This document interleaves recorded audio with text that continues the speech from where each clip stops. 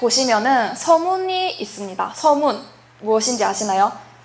쉽게 말하면 머릿말. 책을 설명하기 위해서 이 책이 어떤 내용을 담고 어떤 흐름으로 갈 것인지를 전체적으로 설명하는 것을 이제 서문이라고 하는데, 책들마다 그렇게 머릿말이 제시되어 있듯이 이 계시록도 1장 1절에서 8절까지의 내용은 계시록 전장을 함축하고 전체의 방향을 제시하는 내용이 담겨져 있습니다. 몇 절부터 몇 절까지요? 네, 계시록은 1장부터 몇 장까지 있습니까? 22장까지가 있죠. 그 중에서 또 계시록의 1장 1절에서 8절까지는 전장의 요약이라고 보시면 되겠습니다. 전장의 요약. 그리고 그 중에서도 1장 1절에서 3절, 우리가 방금 읽은 본문이죠. 이 본문은 요약 중에 요약이다 라고 보실 수 있습니다. 자, 1장 1절에서 8절까지의 내용만 이해해도 계시록 전장의 흐름이 어떻게 흘러갈 것인지를 파악할 수 있는데, 그 중에서 1장 1절에서 3절까지 이 핵심만 잘 파악하셔도 우리가 어려워하는 이 요한계시록이 어떤 책인지를 조금 더 잘 이해할 수가 있을 겁니다. 1장 1절에서 8절까지는 전장의 요약, 그리고 1장 1절에서 3절까지는 요약 중에서도 요약, 최고 핵심을 함축시켜 놓은 구절이겠죠. 네, 그렇기 때문에 1장 1절에서 3절 정도는 외우실 수 있으면 외우시면 좋겠습니다. 자, 오늘은 1절에서 3절까지 볼 텐데 이 책의 제목이 무엇인가요? 제목. 책의 제목이 요한계시록이죠. 어려운 질문 아니었죠. 요한계시록. 요한계시록은 누가 썼습니까? 요한이 썼죠. 요한이 써서 요한계시록이지 요한이 계시를 직접 해준 거는 아니에요. 1절을 보시면 누구의 계시라고 나와 있습니까? 네, 1절을 보니까 예수 그리스도의 계시라. 예수님의 계시예요. 예수님의 계시. 요한의 계시가 아니라 예수님의 계시고, 그렇다면은 계시의 주체는 누가 되는 거예요? 예수님이 되시는 거죠. 요한복음 14장 23절도 보면은 이제 나를 사랑하는 자는 내 말을 지킨다고 했죠. 그러면은 나를 사랑하지 않는 자는 내 말을 안 지킨다는 것이 되듯이, 우리가 사랑을 하면 위험한 것을 무릅쓰고 심지어 죽음까지도 무릅쓰면서 하는 게 사랑이듯이, 우리가 예수님을 사랑한다면 이 계시록이 어려운 책이고 함부로 읽어서는 안 되고 함부로 풀이해서는 안 된다고 하지만, 우리가 예수님을 사랑한다면 어려움을 무릅쓰고 그런 죽음을 무릅쓰고 이 책을 좀 더 살펴보아야 될 것입니다. 자, 계시라는 말의 의미를 먼저 살펴보겠습니다. 계시는 한자예요. 개는 10개자에 보일, 시를 써서 합치면은 무슨 뜻인가요? 열어서 보인다. 열어서 보인다. 무엇을 열어서 봐야 될까요? 아버지의 지갑을 열어서 보고 싶은 걸까요? 돈이 얼마 들었는지 궁금한 게 아니죠. 우리는 이 성경책을 열어서 봐야 되는 거예요. 그 중에서도 지금 예수님의 계시라고 했습니다. 우리가 궁금해야 될 것은 우리의 예수님의 재림, 하나님의 나라, 우리의 부활, 또 첫 열매, 이런 것들이 궁금해야 되듯이 이 예수님께서도 말씀하시기를, 마태복음 13장에서 천국의 비밀을 너희에게는 허락하였으나 저희에게는 허락하지 않았다 하는 구절이 있어요. 그러면은 계시록은 천국의 비밀입니까? 아닙니까? 비밀이죠. 비밀 중에서도 아주 특급 비밀인 거예요.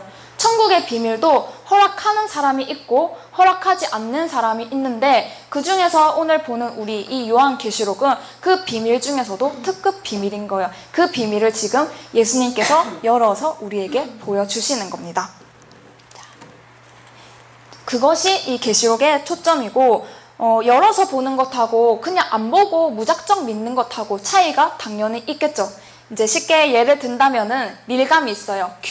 귤이 있는데 어떤 아저씨는 밀감을 한 번도 보지 않고 그냥 연구만 했어요. 보지도 않고 먹어보지도 않고 연구를 해서 책만 찾아보고 연구해가지고 논문을 수백 편을 쓴 사람하고, 어떤 아이는 밀감을 직접 까서 먹었어요. 그럼 아저씨하고 직접 먹어본 아이하고 누가 더 밀감에 대해서 잘 안다고 봐야 됩니까? 먹어본 사람이 안다고 하죠. 응. 그러니까 과학적인 지식으로는 그 논문을 수백 편 쓴 아저씨가 더 밀감에 대해서 안다고 할지라도 직접 가서 이 밀감을 먹어본 이 아이가 밀감에 대해서 더 잘 안다고 하는 것처럼 그림자와 실체의 관계가 이런 거예요. 보고 믿는 것하고 안 보고 그냥 무작정 믿는 것하고는 이런 어마어마한 하늘과 땅의 차이가 있는 거예요. 자, 그것이 이제 실체와 그림자의 차이인데 우리가 아까 1절에 예수 그리스도의 계시라 하고 보았죠.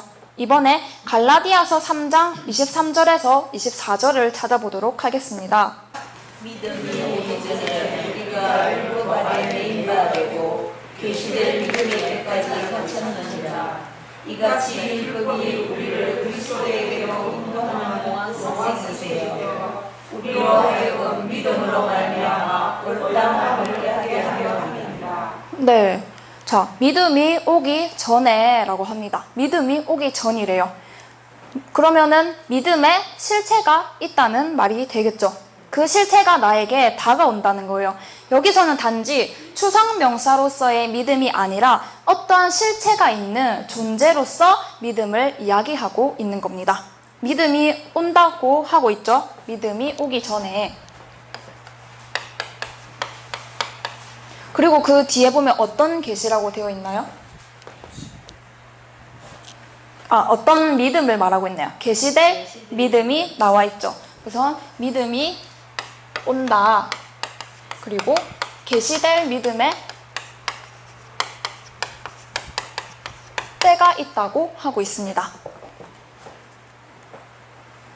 그리고 그 믿음이 오기 전에 우리가 율법 아래에 매인바되고 계시될 믿음의 때까지 갇혔다고 하는 거예요. 율법에 갇혔다라고 하는데 이 율법의 기능이 뭐냐고 보니까 그리스도에게로 인도하는 몽학 선생이라는 거예요. 몽학 선생. 몽학 선생이 무엇인지 아시나요? 초등학교 교사를 몽학 선생이라고 합니다. 자, 율법의 기능이 뭐냐 보니까 그리스도에게로 인도하는 몽학 선생의 역할을 하고 있다는 거예요. 그래서 25절을 보시면은 믿음이 온 후로는 우리가 몽학 선생 아래에 있지 아니하도다 라고 하고 있습니다. 그러면 여기서 이 믿음이 온다고 했을 때 믿음의 실체는 누가 되는 걸까요? 자, 율법은 누구에게로 인도하는 거라고요? 그리스도에게로 인도하는 거라고 했죠. 자, 그렇기 때문에 이 믿음의 실체는 그리스도가 되는 거예요. 그 그리스도에게로 인도하는 역할을 율법이 하는 거고 그런 기능적인 부분에 있어서 율법은 몽학 선생의 수준이라는 거예요. 초등학교 교사의 수준이라는 거예요. 그 수준에 우리가 율법에 갇혀 있었는데 자, 왜 예수님을 계시될 믿음이라고 했냐 보면은 우리가 이제 구약 시대에는 양을 잡아왔었죠. 율법이잖아요. 아까 율법 안에 매인바 되었다고 했습니다. 양을 잡아왔던 이 의식이 그냥 단순히 양을 잡으라는 제사 의식을 말하는 것이 아니라 이 양을 통해서 누구를 보여주는 거였어요? 네, 예수님의 죽음을 보여주는 거였죠. 그러니까 율법은 이 예수님을 보라고 인도해주는 역할을 했던 거였어요. 그 다음에 예를 들면 안식일도 그냥 거룩히 지켜라 라고 했는데 그냥 우리 몸만 지키는 것이 아니라 이 안식일을 통해서 안식일의 주인이신 예수님에게로 인도하는 역할을 이 율법이 했다는 거예요. 그런 수준을 몽학 선생이다 라고 표현을 했습니다. 초등학교 때 배우는 공부가 학문이라고 할 수 있을까요? 정말 기초 중에 기초를 배우는 거죠. 그러니까 그만큼 율법의 그런 수준, 율법의 가치가 그 정도였다는 거예요. 그것을 말을 하고 그래서 이 율법이 말하고 싶은 것은 누구를 말하고 싶은 거라고요? 예수님을 말씀하고 싶으신 겁니다. 자, 그러면 구약 몇 권이에요? 구약은 39권입니다. 그 39권 전체가 말하고 싶은 것은 이 예수님 한 분이었던 거예요. 그러면은 구약 39권을 달달달달 외우는 사람이 있어요. 그렇게 외웠으면은 누구를 찾아야 되는 거예요? 그 말씀을 통하여서 이 말씀 전체가 예수님을 뜻하는 거구나 하고 찾아야 되는데 구약을 달달달달 외웠지만 이게 예수님을 말하고 있는 줄은 몰랐다면은 이만큼 읽었던 것들이 헛것이 되겠죠. 자, 그렇기 때문에 계시될 믿음이라고 했죠. 믿음이 온다고 했죠. 그러면 예수님께서 오셨을 때 예수님을 영접하는 게 계시될 믿음을 가지는 거겠죠. 그러면 우리도 예수님을 내 마음속에 품고 있으면은 계시될 믿음을 가진 자들이 되겠죠. 그런데 구약 39권을 달달달달 외우는 그 믿음하고 예수님이 오셨을 때, 예수님이 계시될 믿음의 그 주체로 오셨을 때 예수님을 영접하는 것하고 어느 게 더 클까요? 구약을 달달달달 외웠는데 예수님을 봐도 알아보지 못하면은 아무 소용이 없겠죠. 그렇기 때문에 그렇게 외우는 신앙의 믿음의 크기하고 진짜 예수님을 봤을 때 예수님을 믿는 믿음하고는 그 믿음의 차이가 난다는 것을 우선 말씀을 드리고, 그것이 계시될 믿음의 차이면서 이제 구약의 4,000년은 율법에 메인바 되었다고 했잖아요. 율법에 갇힌 신앙의 상태였다는 거예요. 그것을 열어서 보여주시는 분이 누구라고요? 누가 보여주시는 건가요? 예수님께서 이 비유를 풀어서 이제 보여주시는 거죠. 예수님은 창세로부터 감추인 비밀을 비유로 드러내시는 분이잖아요. 그래서 예수님은 최초로 비유 속에 감추인 것을 드러내시는 분이고 또 본인 자신을 계시될 믿음의 주체로 말씀을 하고 계시는 거예요. 그러면은 예수님이 다가오고 있다는 것은 지금 계시될 믿음이 다가오고 있다고 보면은 되겠죠. 그러면 예수님이 다가왔을 때 영접하는 사람은 계시될 믿음을 가지는 사람이 될 거고, 영접하지 않은 사람은 율법 아래 그대로 계속 갇히는 사람이 되는 거겠죠. 그래서 여기서 우리가 짚고 넘어가야 될 것은, 이 갈라디아서를 봤을 때 시점은 구약이라는 시점을 가지고 보면은 이 계시될 믿음은 지금 예수님이죠. 예수님은 예수님인데 초림의 예수님이에요. 갈라디아서에서 말하는 계시의 이 주체. 자, 그러면은 우리는 지금 오늘은 계시록을 보고 있잖아요. 요한 계시록을 보니까 예수님의 계시라고 봤습니다. 아까 갈라디아서의 그 계시의 초점은 초림의 예수님을 말하는 거라며, 계시록의 이 계시의 중요성, 포인트는 초림의 예수님을 말하는 걸까요? 재림을 말하는 걸까요? 네, 재림을 말씀하는 것이겠죠. 그러니까 쉽게 표현하면은 계시록이라는 것이 드러나기 전까지는 우리는 우선 문자적인 신앙에 갇혀 있는 겁니다. 헌금 바치라 하니까 헌금 바쳤고, 11조 내라 하니까 11조 냈고, 성전 지어라 하니까 성전을 짓는 그런 문자적인 신앙에 우리가 지금까지는 갇혀 있었던 거예요. 여러분들의 지금까지 신앙생활 한 것을 한번 돌아보십시오. 그러면 내가 아마 문자적인 신앙에 갇혀 있었다는 것이 조금 더 느껴지실 겁니다. 그러니까 이런 모습이 구약적인 입장에서 보면은 율법에 갇힌 모습이라는 거예요.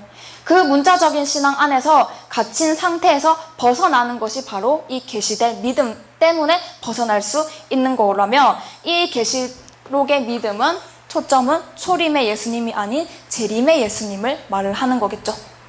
자, 그렇다면은 이런 구약의 율법은 초림의 예수님께로 인도하는 몽학 선생이라면, 신약의 말씀들은 재림의 예수님으로 인도하는 말씀이겠죠. 그러면은 우리가 아까 문자적인 신앙에 갇혀 있었다고 했잖아요. 그 문자적인 신앙이 우리를 어디로 인도해줬냐 하면은 재림이라는 것이 있다고 우리에게 알려주는 역할을 했고, 재림의 소망을 가져라고 인도해주는 역할을 했던 거예요.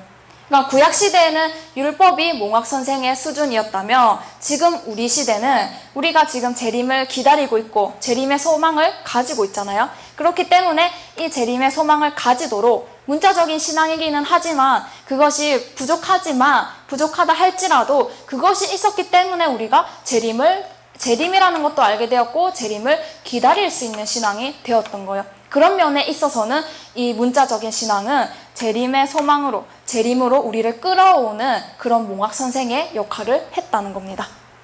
자, 이렇게 하면은 좀 이해가 되시나요? 자. 그래서 사람들은 성경을 단지 막 계시록은 뭐 성경책의 끝에 있으니까 계시록의 성경의 부록 정도로만 알고 있는데, 사실은 이 계시록은 성경 66권의 핵심, 결말, 끝판왕이라고 보셔야 되는 거예요. 그래서 이 요한계시록을 알고 믿는 것하고 그냥 모르고 믿는 믿음은 몽학 선생님과 실체의 차이인 거예요. 그림자와 실체의 차이라고 보시면 되는 거예요. 달리 표현하자면 초림의 신앙만 알고 있던 것하고 재림을 알고 있는 신앙하고는 그 차이가 어마어마하겠죠. 그러니까 그것들을 좀 상상해 보셨으면 좋겠습니다. 다음에 보실 것은 이 계시에 대해서 보시면은 계시는 두 가지로 나뉘어져 있어요. 하나는 하나님의 계시,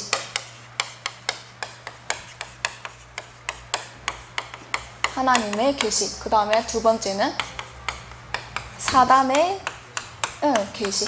우리는 하나님의 계시만 있는 줄 알았는데 사단의 계시도 있다는 거예요. 예레미야 14장 14절. 예레미야 14장 14절.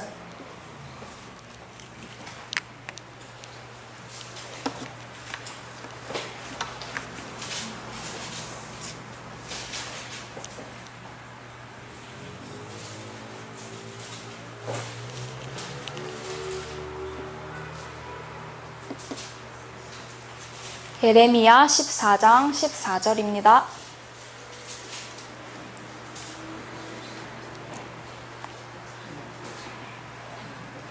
시작. 여호와께서 내게 이르시되 선지자들이 내 이름으로 거짓 예언을 하는 것보다 나는 그들을 보내지 아니하였고 그들에게 내 마음으로 이르지 아니하였거늘 그들이 거짓 계시와 복수가 타는 것과 자기 마음의 소심으로 너희에게 예언하였다. 네. 자, 하나님이 보내지 않은 선지자도 있다는 거예요. 이 땅의 목사님들은 다 주의 종이라고 우리가 말을 하잖아요. 하나님께서 보낸 종이라고 생각을 했는데 우리가 방금 읽은 본문을 보니까 하나님이 보내지 않은 종들도 많이 있다는 겁니다. 하나님이 보낸 종도 있고 하나님이 보내지 않은 종도 있는데 하나님이 보내지 않은 종도 자기는 하나님으로부터 보냄을 받았다고 말을 하는 거예요. 그러면서 속임수로 사람들에게 거짓 예언을 하는 겁니다. 거짓 가르침을 하는 거예요. 자, 이런 것에 속으면 될까요?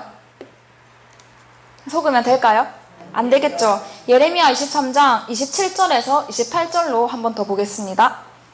예레미야 23장 27절에서 28절.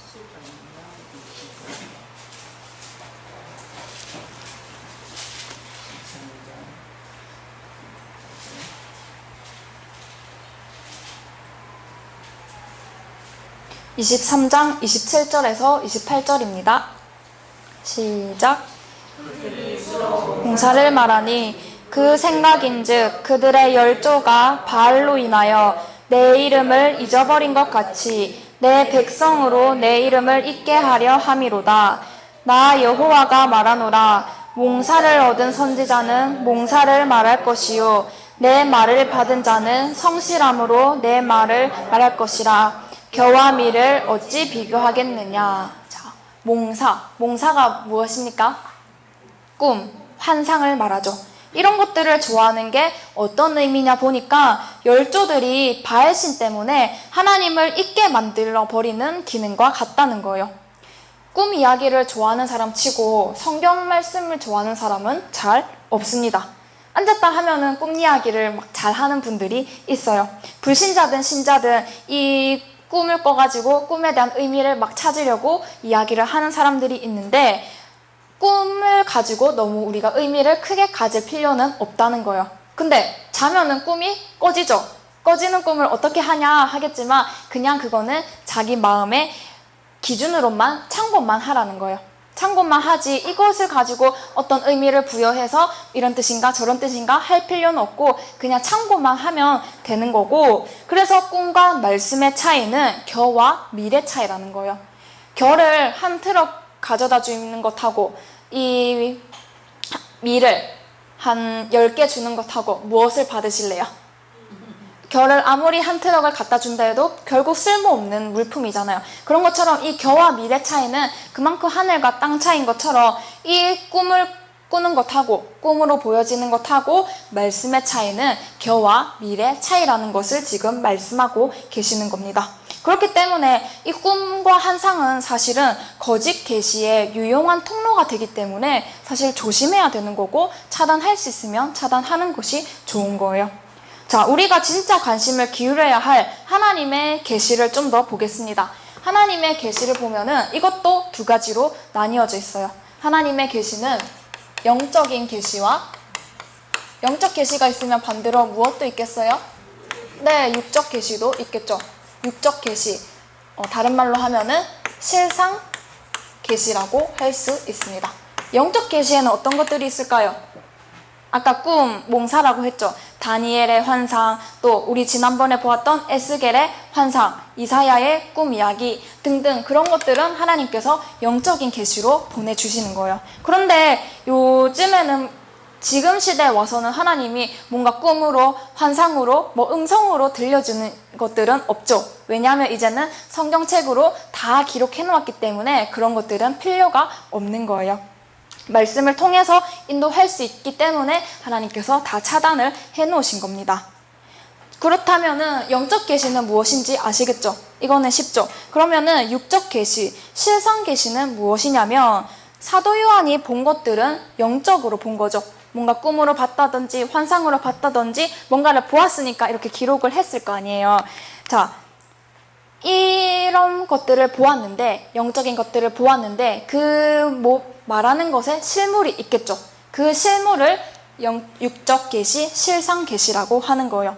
예를 들어서 쉽게 표현을 하면 이사야 7장 14절에 보면은 예수님께서 처녀의 몸에서 태어나리라 하고 예언이 되어 있습니다. 그러면은 그 예언은 이제 이사야가 받은 하나님의 그 계시일 거 아니에요. 그 계시는 영적인 계시지만 마태복음을 와서 예수님께서 이 처녀의 몸에서 태어나는 거를 본 사람은 실물을 본 사람이죠. 그러면은 그 사람은 이 육적 계시를 보게 된 사람인 거예요. 육적 계시를 받은 사람인 거예요. 그러니까 예언된 말씀이 있다면 그 예언된 말씀의 실체, 실물을 보는 것을 이 육적 계시라고 생각하시면 되겠습니다. 그 다음에 계시록을 보면은 앞으로 가면 이제 7머리 10뿔, 또 7별, 7금촛대 하는 그런 이야기들이 이제 사도 요한이 영적 계시로 본 것들이 기록이 되어져 있습니다. 그러면은 이것들이 언젠가는 실물로 나타나겠죠. 그렇게 실물로 나타날 때 이 실물이 무엇인지를 우리가 보게 되면은 이거는 우리는 육적 계시를 받은 거고, 육적 계시를 지금 보고 있게 되는 거예요. 자, 그러면은 말씀을 모르는 사람은 실물이 나타나도 알아볼까요? 모를까요? 말씀을 모르면 모르겠죠. 보여줘도 못 알아보고 말해줘도 못 알아들을 겁니다. 그래서 이 계시를 보여줘도 계시를 못 보는 사람들이 있는 건데, 율법에 매여서 아까 몽학 선생에 갇혀 있는 상태라고 했죠. 그런 상태가 말씀을 모르니까 알려줘도, 실물로 보여줘도 이게 실물인지를 못 알아보는 거예요. 자, 그 다음에 이제 또 다른 계시의 일면은 마태복음 11장 27절을 보시면은 어떤 내용이 나와 있느냐. 내 아버지께서 모든 것을 내게 주셨으니 아버지 외에는 아들을 아는 자가 없고, 아들과 또 아들의 소원대로 계시를 받는 자 외에는 아버지를 아는 자가 없느니라 라고 나와 있습니다. 아버지가 아들을 알고 또 아들만 아버지를 안다고 나와 있어요. 그런데 아들의 소원대로 계시를 받은 자만 아버지를 안다는 거예요. 아버지를 왜 알아야 될까요? 용돈 타기 위해서 알아야 될까요? 자, 요한복음 17장을 보시면은 영생은 곧 유일하신 참 하나님과 그의 보내신 예수 그리스도를 아는 것이라 라고 나와 있습니다. 우리는 이때까지 믿으면은 영생이 주어지는 것으로 생각하고 있었는데, 요한복음 17장을 보니까 영생은 아는 것이라고 나와 있는 거예요. 알려면 어떻게 해야 돼요? 알려면 공부를 해야 되겠죠. 네. 그러니까 이 계시가 현실적으로 우리에게 중요한 계시라는 거예요. 아들과 아들의 소원대로 계시를 받은 자야만 하는데, 그러면 그 아들의 소원대로 계시를 받은 자가 누구냐는 거죠. 예수님 때는 누가 그 계시를 받은 거예요? 아들과 아들의 소원대로 계시를 받은 자. 아들은 예수님을 말하는 거겠죠. 그럼 예수님의 계시를 받은 자들은 누가 되는 겁니까? 제자들이 되는 거죠. 그러면은 예수님이 제자들한테 계시를 해줄 때 낮에는 사람들 병 고쳐주고 일하고 이제 숙소로 돌아와서 자 이제 자자 눈 감아라 내가 꿈으로 너희들에게 찾아갈게 계시하러 갈게 이렇게 해서 계시를 주는 걸까요? 아니죠. 어떻게 계시를 받은 거예요? 예수님의 가르침으로 그 계시를 받은 거죠. 그렇기 때문에 또 다른 계시의 일면은 교육이라는 겁니다. 예수님의 교육으로 그 제자들이 가르침을 받은 것처럼 이 계시의 또 다른 일면은 교육이라는 겁니다. 교육. 농촌 계몽 들어보셨습니까? 노동자 계몽. 예수님의 계몽도 하늘의 비밀이기 때문에 계시가 되는 거예요. 그러니까 이 가르치는 것도 지금 예수님께서 가르치는 것도 제자들은 계시 받았다고 말할 수 있는 입장이 되는 거겠죠. 그러면은 교육이 계시라면 지금 여러분들도 이 요한계시록을 교육받고 있는 거니까 뭐 받고 있다고 봐야 될까요? 계시 받고 있다고 보여야 되겠죠. 그러면은 교육을 받기 때문에 눈이 열리고 아 천국이 이런 곳이구나 아 교회가 이런 곳이구나 하면서 미래가 보이잖아요. 그러면은 계시를 받았다는 거예요.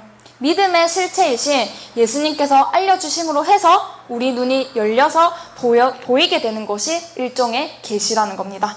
그래서 계시는 꼭 환상이나 꿈으로 보여주는 것이 아니라 이 교육이 얼마나 중요한 계시라는 건지를 생각을 하셔야 되겠습니다. 그러면은 성경 공부 잘못 받으면은 참 계시를 받는 거예요? 거짓 계시를 받는 거예요? 거짓 계시를 받는 거죠. 여러분들은 지금까지 참 계시를 많이 받아왔습니까? 거짓 계시를 많이 받아왔습니까? 네, 한번 찾아보시고 또 이제 참 계시로 다 씻어내어 가셔야 되겠습니다. 자, 이제 본문으로 돌아와서 이 계시에 대해서 우리가 살펴보았습니다. 그 다음에 보실 것은 계시의 전달 과정을 한번 살펴보도록 하겠습니다. 계시의 전달 과정 1절을 다시 한번 읽어볼까요?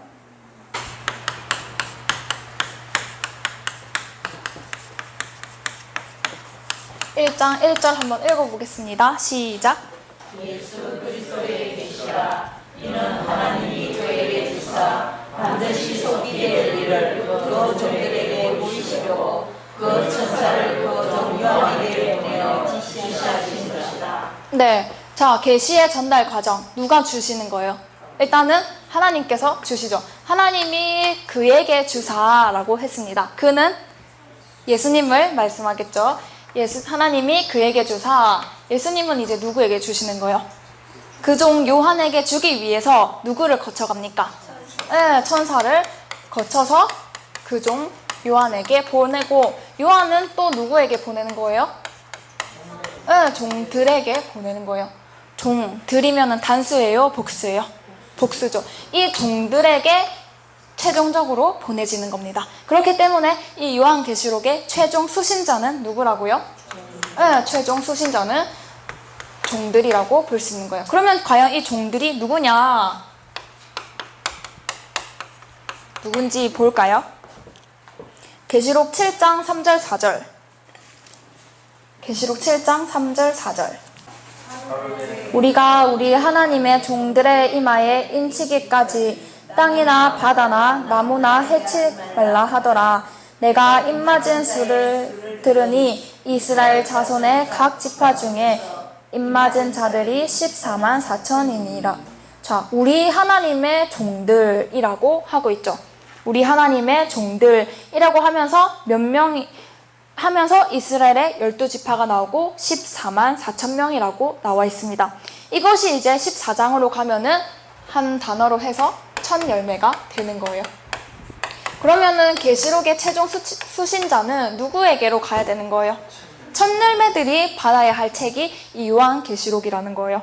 그러면은 수신자도 아닌 사람이 이 말씀 받아가지고 좋아서 입 해 벌리고 있으면 될까요? 안 되겠죠. 최종 수신자가 누구라고요?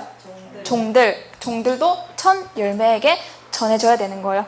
자, 그러면은 어떤 사람들이 이 종들이고 어떤 사람들이 이 천 열매냐, 잠깐의 징조를 얘기하자면은 약간 설교 시간에 항상 중요한 것만 하는 날에 꼭 빠지는 사람이 있어요.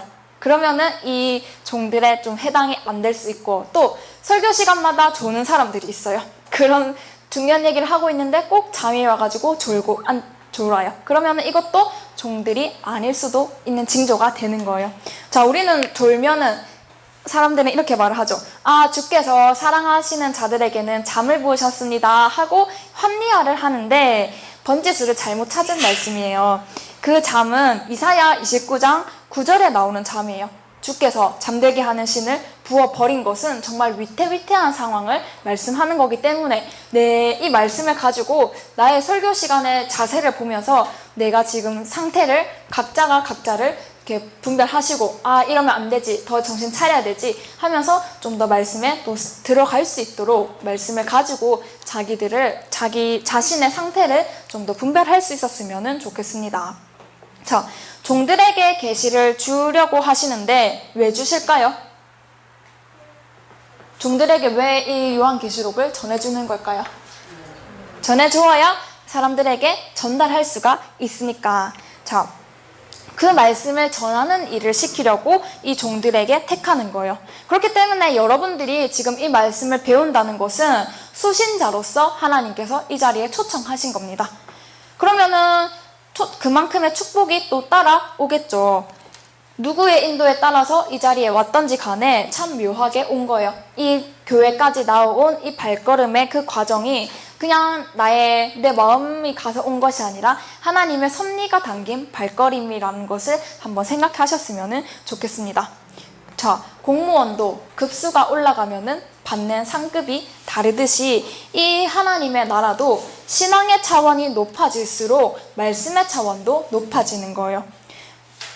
우리는 학벌도 부족하고 머리도 안 똑똑한데 뭐하러 우리를 이 자리에 불러가지고 이 말씀을 전하려고 시키지? 하는 생각을 하실 수도 있습니다. 하나님 나라에 청소부로 쓸 거면 뭐만 가르치면 될까요? 청소하는 법만 가르치면 될 텐데 우리에게 이렇게 어려운 말씀을 가르치는 이유가 또 있겠죠. 하나님 나라의 상급은 다르다는 것을 우리가 배웠지 않습니까? 그 중에서도 말씀을 전하는 계급이 제일 높은 계급이에요.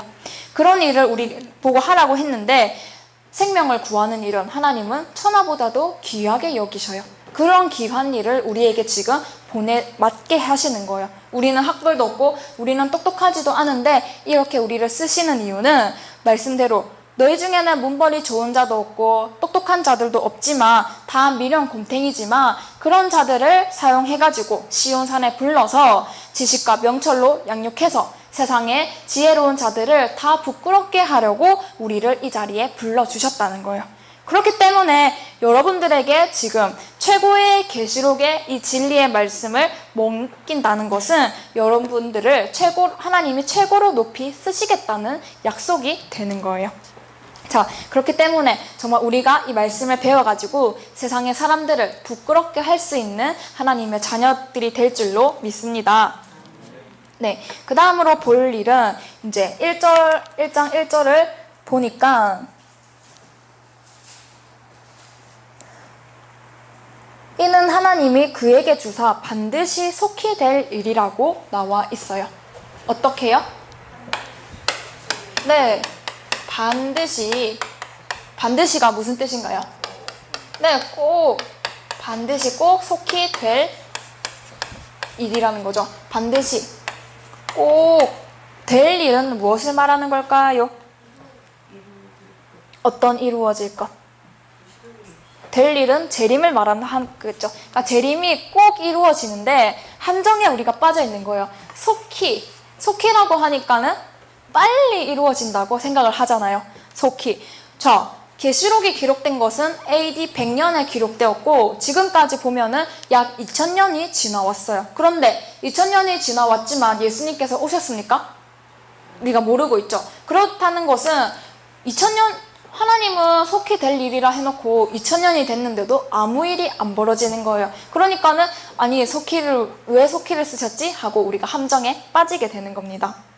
자, 그래서 바울 서신서나 보면은 초대교회 시대에 로마의 그런 박해를 되게 많이 받았어요. 그랬을 때도 예수님이 속히 오신대, 다시 오신대 하면서 그 말씀 하나 붙잡고 왔는데 2000년이 지난 지금까지도 아직 재림이 안 이루어졌다는 거예요. 그러면은 이거를 가지고 어떤 목사님들은 이렇게 말을 해요. 하나님에게는 하루가 1000년 같고 1000년이 하루 같대요. 그래서 2000년이니까 며칠 지난 거예요?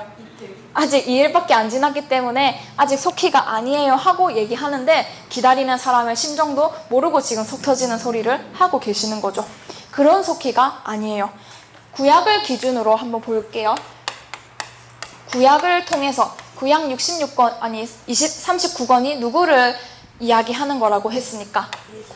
그렇죠. 예수님 한 분을 예언한다고 했죠. 얼마 동안 기다려왔던 거예요, 예수님을? 네, 4,000년이라는 시간 동안 예수님을 기다렸어요. 구약 아담 때부터 여자의 후손이 올 거다 올 거다 올 거다 했던 그 시간이 4,000년이라는 시간이었어요. 그 시간을 예언의 기간이라고 하는 겁니다. 예언의 기간은 너무너무 길죠. 그런데 예수님께서 오시기는 오셨어요. 예수님 이 땅에 얼마 살다가 가셨어요? 그렇죠. 33년 지내다가 가셨어요. 그 중에서도 공생애를 하신 기간, 직접적으로 일을 하신 기간은 또 3년 반밖에 안 되는 거예요. 4,000년이라는 시간을 기다려왔는데 예수님께서는 33년 잠깐 있다가 그 중에서도 제대로 일한 시간은 3년 반이라는 시간을 본다면 4,000년에 비하면 33년은 속히예요, 느리게요? 속히죠. 맞죠? 그러니까 속히 된다라고 했을 때는 예언의 기간을 말하는 것이 아니라 성취의 기간을 말하는 겁니다. 그렇다면은 계시록도 반드시 속히 될 일이라고 했어요. 자, 예수님으로부터 지금까지 또 얼마가 시간이 지났습니까? 2000년이라는 시간이 지났죠. 그러면은 이 2000년이라는 시간은 속히에 해당하는 시간이 아니라 예언의 기간에 해당하는 시간이라는 거예요. 그렇다면은 속히 된다고 했죠. 재림이 계시록 1장을 통해서 1장이 시작되면 22장까지 가는 데는 어떻게 된다고요? 속히 이루어진다는 거예요. 그러니까 그 속히 이루어진다는 그 개념은 예언의 기간을 두고 말하는 것이 아니라 예언 성취의 기간을 두고 말씀을 드리는 겁니다. 그 속히의 개념을 좀 더 이해를 하셨으면 좋겠어요. 자, 그러면은 우리가 성경을 보면은 한 세대 안에 끝난다 하고 하나님이 힌트를 주시기도 합니다. 한 세대면은 몇 년인가요? 30년 정도가 되죠. 그래서 속히 된다고 하신 거예요. 자, 두 번째는 2절을 한번 읽어보겠습니다.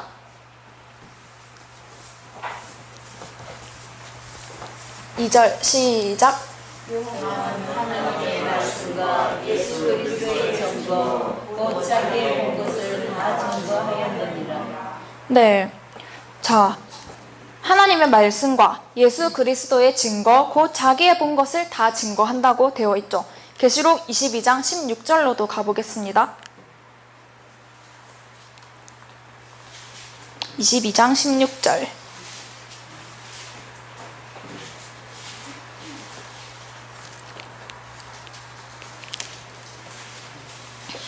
(22장 16절)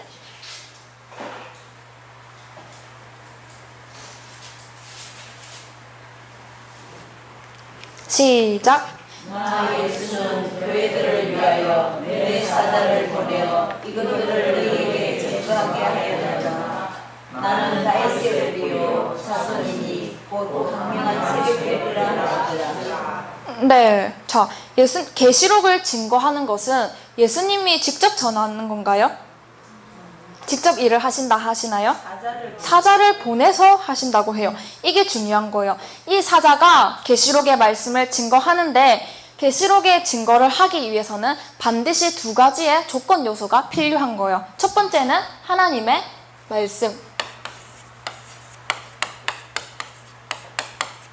계시록을 증거하기 위해서 갖춰야 할 조건 요소가 첫 번째는 하나님의 말씀이고 두 번째는 뭘까요? 자기의 본 것.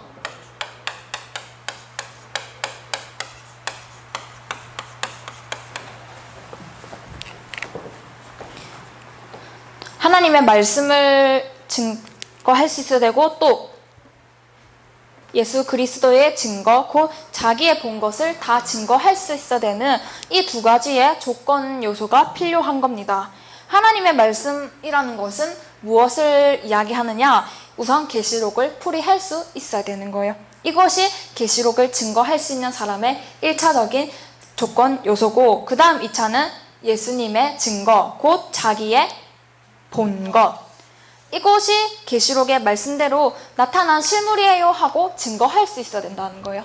하나님의 말씀이 이런 뜻이에요 하고 풀이를 해줄 수 있어야 되고, 그런 풀이에 대한 실물이 아까 우리 영적 계시와 육적 계시가 있다고 했죠. 그 육적 계시, 실상 계시, 실물이 무엇인지를 설명을 해줄 수 있어야 된다는 겁니다. 나중에 우리가 아까 7금초대, 7별, 7머리 10뿔 이런 것들이 나온다고 했을 때 그런 것들의 뜻을 우선 설명을 해줘야 되고, 그 다음에 그 실물이 나타났을 때 그 실물이 바로 이거예요 하고 이야기를 해줄 수 있어야 된다는 거예요. 그게 예수님의 증거, 곧 자기의 본 것에 해당되는 이야기인 거예요.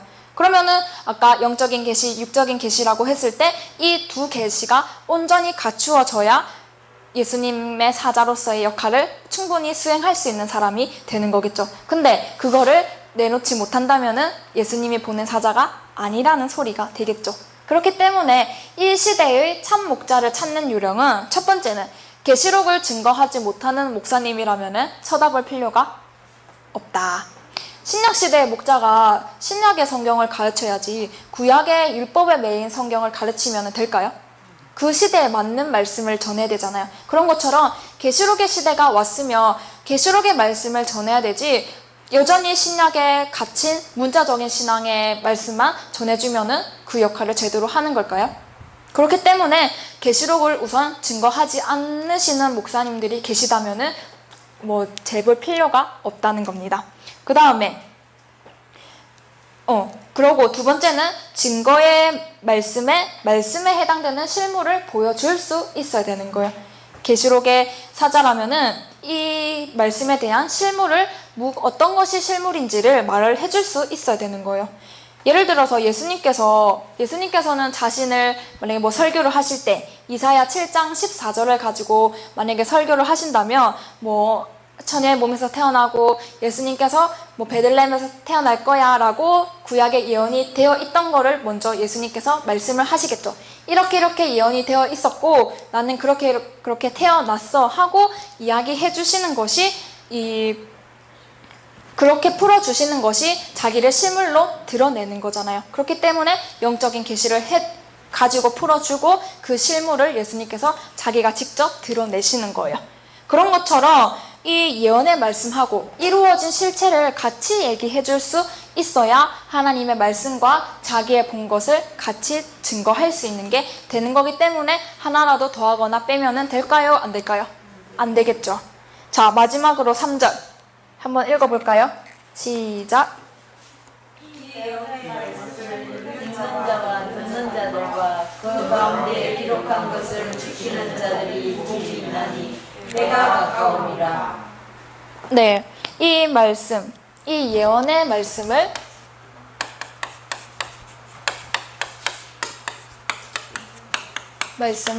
첫 번째는 읽는 자, 그 다음에 듣는 자인가요? 듣는 자들인가요? 들. 그 다음에 세 번째는 그렇죠, 지키는 자 들. 이것도 들이에요. 이 예언의 말씀은 계시록의 말씀을 말하겠죠. 그 다음에 읽는 자, 그냥 달달달달 읽는 것을 말하는 걸까요? 아니겠죠. 이사야 29장 10절을 나중에 보시면은 한번 찾아볼까요? 이거는 이사야 29장 10절.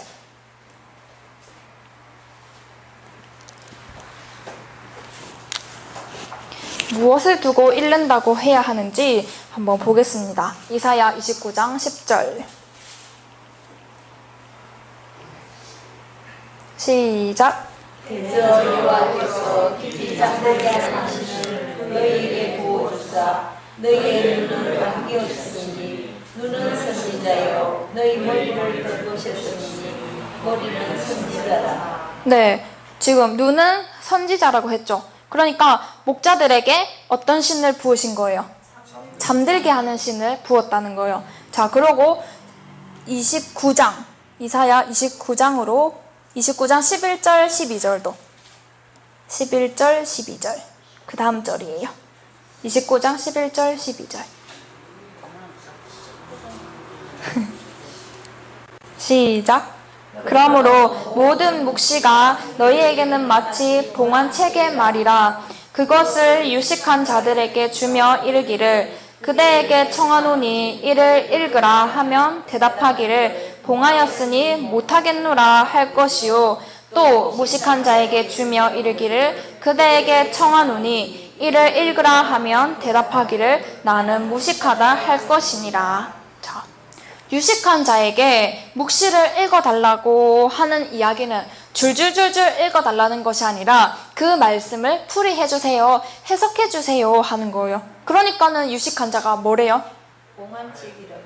나는 모른다 해야 되는데 무식한 것도 포장해가지고 이거는 하나님이 봉했으니까 알 수 없어요 하고 자기의 무식을 합리화하는 거예요. 그리고 그것이 유식한 자들의 모습이고, 그 다음에 무식한 자들에게 물으니까는 이 사람들은 솔직해요. 나는 무식해서 모른다 하고 이야기를 하는 겁니다. 어쨌건 저쨌건 말을 할 수가 없죠.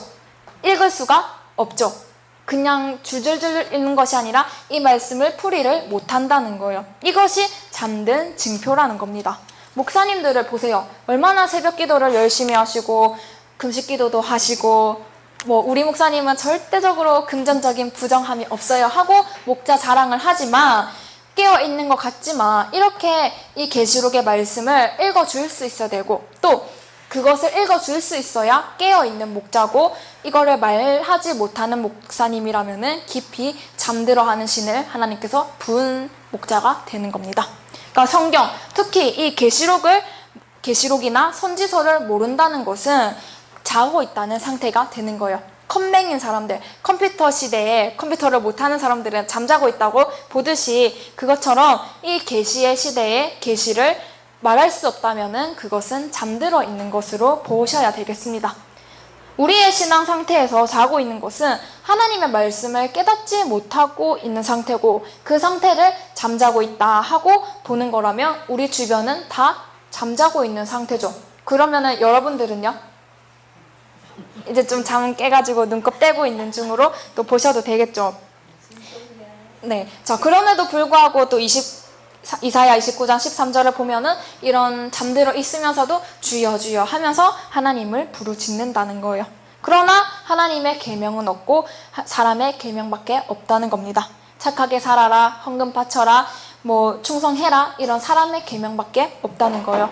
인간적인, 윤리적인, 도덕적인 물질 축복들만 가르치고 세속적인 가르침밖에 없다는 겁니다. 왜냐? 예언의 말씀을 모르니까 할 수가 없겠죠. 그러면은 이 읽는 자라고 했을 때 읽는 의미가 무엇인지 아시겠죠? 그냥 읽는 것이 아니라 이 말씀을 풀어줄 수 있어야 된다는 거. 그 다음에 그래서 이거는 단수예요.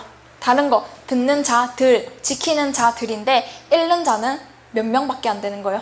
오직 한 명밖에 안 되는 거예요. 읽는 자라고 하나님께서 단수로 규명해 놓으셨어요.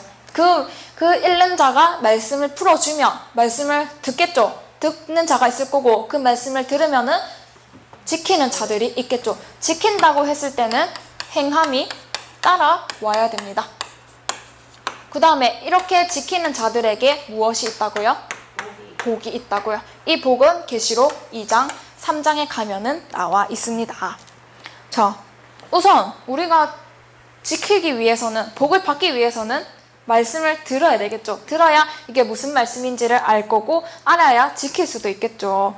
자, 그렇기 때문에 우선은 이 계시록을 풀어주는 그 원조는 여러 명이 풀어준다고요? 하나님이, 예수님이 보내시는 그 사자는 단 한 명뿐이라는 거예요. 읽는 자는 단 한 명뿐이고, 그 한 명을 통해서 듣는 자들 전해주고 또 지키는 자들이 이제 생겨나는 겁니다. 자, 이런 예언의 말씀을 일단은 찾고 구하고 두드리는 사람이 되어야 하나님께서 이런 말씀을 좀 더 많이 들을 수 있도록 길을 열어주시겠죠. 그러지 않고 나 구원 받았어 하고 배 내밀고 있으면은 하나님께서 예뻐하실까요?